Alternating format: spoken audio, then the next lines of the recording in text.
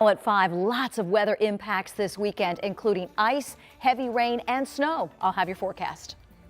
Plus, a threat made against Mooresville High School. What happened when the student accused of plotting a mass shooting appeared in court today. Hear from the mom of a high school student who is crediting the person that told law enforcement what was going on and potentially saving everybody else.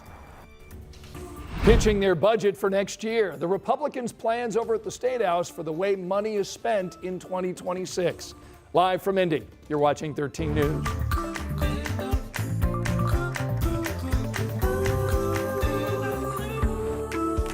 Okay, this is what we're working with. It may not look it right now, but we are tracking the weather, another impact system, another impact winter storm system, and what it could do to central Indiana. Thanks for inviting us in. It's 5 o'clock. I'm Scott Swan in today for Anne Marie. A winter weather advisory goes into effect overnight. Angela's tracking it all from the Weather Center. Hi, Angela. Hey, Scott. Hey, Felicia. The good news for if you're headed out for Valentine's Day dinner, no issues until late tonight, early tomorrow. But this is new information from the National Weather Service. They have issued a winter weather advisory. Indianapolis North goes into effect very late tonight through tomorrow morning for the potential of some ice accumulations. We're monitoring this next winter storm closely.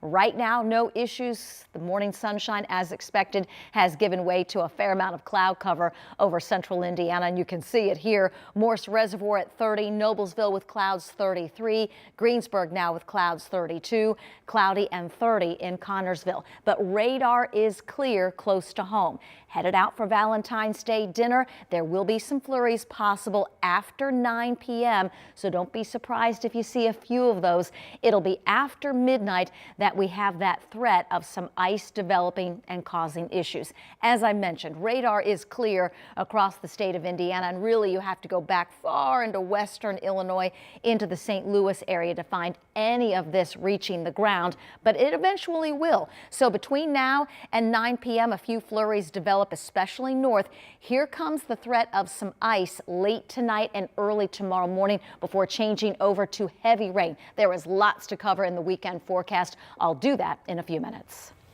Angela, thank you so much. And this is the time to get the live Doppler 13 weather app. It is going to take you along and hold your hand along with this during this winter weather system this weekend, I should say. And it is a free download in your phone's app store. Now tonight, there are a lot of questions about an 18-year-old's alleged plot to commit a Valentine's Day mass shooting at Mooresville High School. Yeah, the suspect appeared before a Morgan County judge 3 hours ago. That's where a judge ordered Trinity Shockley held without bond until a bail review hearing takes place. Our Rich Nye was in court today. We'll hear from him just coming up in a few minutes. And then court documents state Shockley sent messages calling the planned shooting Parkland Part 2.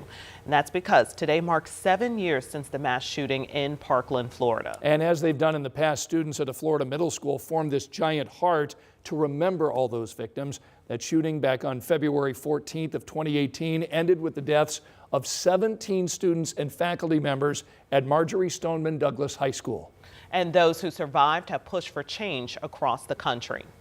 Another mass shooting, the one at Sandy Hook Elementary School, 12 years ago, led to some change as well, including the creation of the Sandy Hook Promise Anonymous Reporting System. Now, according to court documents, a friend of Shockley's called this line. That led police to investigate. Tonight, our Marina Silva talked with a family who says that person was a hero. Melissa Bradshaw got a text from her son Thursday afternoon with a link to a news article about the threat of a school shooting here at Mooresville High School. She says at first she couldn't believe it, and then all of the emotions started to hit her. From upset to angry to relieved that nothing happened, she was feeling so many emotions. Bradshaw says no child should fear walking into school, as for many, that is their only safe place. I get to hug my kids today in a situation that could have been very bad. I have the opportunity to hug my son tonight when he goes to sleep, and so do so many other parents. So, I mean, if I could say anything to that child, it would be thank you. Thank you for keeping my child safe, regardless of, how scared you were or the repercussions that you thought that you may face. Her son Trenton says it's going to take time for things to feel normal again at school. You'll hear more from him coming up at 6. Reporting in Mooresville, Marina Silva, 13 News. Now, there are several ways to contact the Sandy Hook Promise Anonymous reporting system. You can submit a tip online or call the hotline. The number is 1-844-5-SAY-NOW. Now, we've got that number on the screen there, as you see. We've also got a link to the Sandy Hook Promise website with this story over on WTHR.com. Now, we also contacted the FBI for an interview about the tip line and received this statement saying, quote, the FBI cannot stress enough the critical role law enforcement partnerships play in preventing violent incidents such as mass school shootings. The continued collaboration by federal, state, and local agencies to identify threats, share information, and coordinate efforts is vital to ensuring a swift response. We'll keep following this story for you over the next 90 minutes here on Channel 13, and we'll also keep you updated over on WTHR.com as this story develops in the days and weeks to come. Well, today, a new twist in the Delphi murders case. The defense team wants the prosecutor to be held in contempt of court. A big issue are these photos of Libby German's cell phone found at the scene where she and Abby Williams died. The defense says the prosecutor made them public after the judge sealed them. The images were part of a response to Richard Allen's efforts to ultimately have his convictions overturned. The defense says the state's response to that motion was misleading and just wrong and should be thrown out. No decision from the judge yet. And this is happening today, 8 years after the bodies of Abby and Libby were found Valentine's Day 2017. Tonight on WTHR Plus, you can catch our special on Richard Allen's sentencing. It also includes a one-on-one interview with the defense. It airs at 8:50 tonight. WTHR Plus is a free download on Apple TV, Roku, and Fire Stick. Over at the State House, Republican lawmakers just this afternoon released their version of the next budget. And it breaks down which agencies could get a boost in money and which would miss out.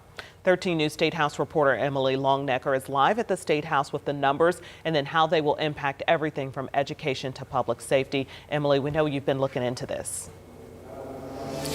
Yeah, I have, Scott and Felicia. You know, when asked to use one word to describe this budget proposal from House Republicans, Republican State Representative Jeff Thompson, who's the head of the House Ways and Means Committee, the committee that controls the money here, he said he would use the word opportunity. Thompson also said there's not much daylight between this proposal from House Republicans and the one from Governor Braun. The governor's budget called for all state agencies to cut spending by 5%.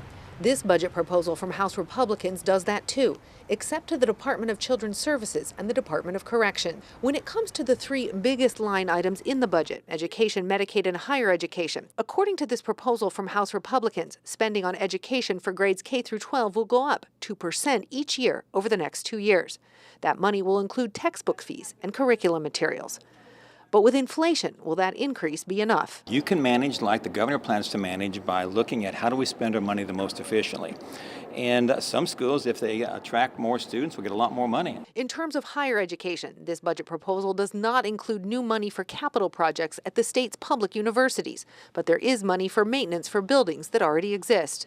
When asked if this proposal included $5 million in funding for Martin University, a private school and the state's only black institution of higher learning, money that was not in the governor's budget proposal, Thompson said it would not. Everybody understood that that was one-time expenditure. When it comes to what the state spends on Medicaid, that amount is also going up in this budget proposal. Thompson acknowledged the uncertainty surrounding Medicaid, given ongoing discussions in Washington regarding budget cuts that could include how much money the federal government gives states for Medicaid. We are watching that closely and we'll continue to watch that, and we can't control that, but we'll keep our eye on that because that will at some point may have effect on the state. Thompson couldn't say if anything would change for the thousands of Hoosiers already on wait lists for Medicaid services. Income tax rates also continue to drop in this budget proposal over the next 2 years. One measure this proposal does not include that was in Governor Braun's proposal, no tax on tips.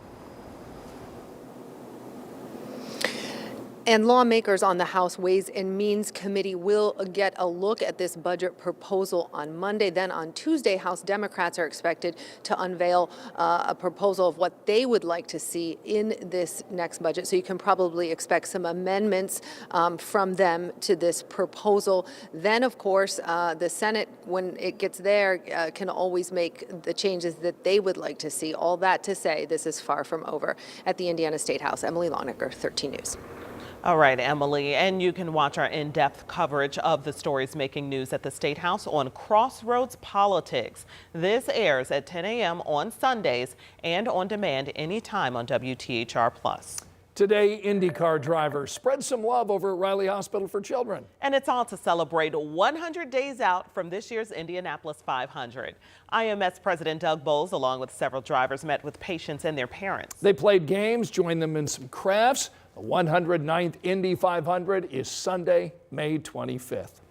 And the Indianapolis Motor Speedway also marking 100 days to May with an event this evening. Yeah, there's a 100 Days Out party at IMS tonight. However, it is already at capacity. But if you live in that area, you may see or at least hear fireworks. They're setting those off at the end of the party. Fireworks show expected to last about 15 minutes. We'll start tonight around 9:30.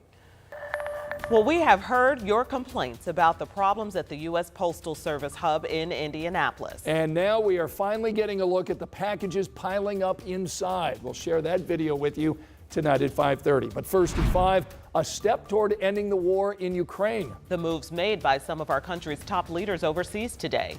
Plus, breaking news, a plea deal in the shooting of a Missouri teenager. We'll tell you how much time the 86-year-old suspect could spend behind bars. That's next.